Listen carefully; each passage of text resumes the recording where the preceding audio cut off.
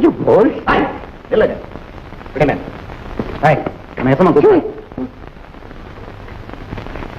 ஏன் கூட்ட என்ன சமாச்சாரம்? போலீஸ பார்த்தோன்னா ஏன் ஆந்த மாதிரி அலறிட்டு ஓடுற? என்னையா நீங்க என்ன போய் ஆந்தங்கிற? நான் எம்புட்டு அழகா இருக்கேன் இல்ல போல்ஸு?